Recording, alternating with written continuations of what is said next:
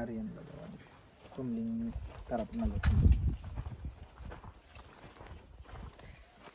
आपण आलो आहोत द्राक्षाच्या बागेमध्ये आणि अगदी प्रत्यक्ष ही द्राक्षे आपण जी मार्केटमधून विकत घेतो ती माझ्या आता हातामध्ये आहेत आणि एक वेगळा आनंद या ठिकाणी आहे की प्रत्यक्ष विकत घेऊन द्राक्षे खाण्यापेक्षा शेतामध्ये जाऊन या गाडातून द्राक्षे काढून अशा प्रकारे खाणं हा वेगळा अनुभव मी आज घेतो आहे आणि या व्हिडिओच्या माध्यमातून तुम्हाला पाठवतो आहे.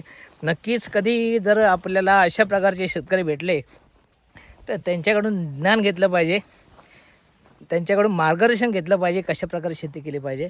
याचं एक उत्तम उदाहरण म्हणून आमचे मित्र पंढरपूरचे अतुलजी चव्हाणसाहेब जे एका पतपिढीचे अध्यक्षसुद्धा आहेत, माझ्या पाठीमागे आहेत ते, आणि एक तडफदार अशा प्रकारचे शेतकरी आपल्यासोबत आहेत. त्यांची मी मुलाखत घेतो आहे आणि आमची मुलाखत घेण्यासाठी आपलं नाव महेश चव्हाण साहेब या ठिकाणी उपस्थित आहेत. चांगली प्रकारे त्यांनी व्हिडिओसाठी आम्हाला व्हिडिओग्राफी केलेली आहे आणि हा व्हिडिओ या माध्यमातून आपल्यापर्यंत मी पोचवण्याचं काम करणार आहे.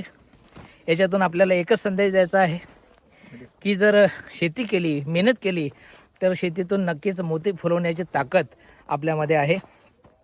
या ठिकाणी आपण बघू शकतो ब्लॅक ग्रेप्स, अगदी खूप सुंदर असे आपल्याला पाहायला मिळतात.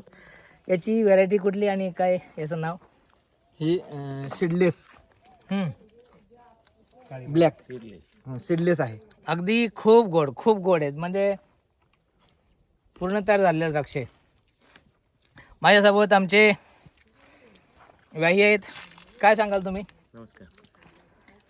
आपण काय सांगाल या द्राक्षाच्या मळ्यामध्ये आपण आलो आहोत?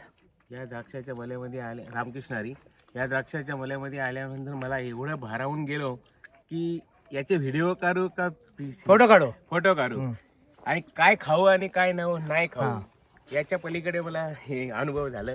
पण खूप चांगलं वाटलं आणि साहेबांनी पण चांगल्या प्रकारे आम्हाला सहकार्य केल्याबद्दल त्यांचं बी धन्यवाद.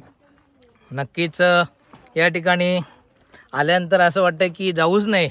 आपण मुंबईची माणसं, मुंबईच्या त्या धावत्या जगामध्ये आपण फिरत असतो, काम करत असतो, नोकरीधंदा करत असतो, परंतु आपल्याला तेवढा वेळ मिळत नसतो.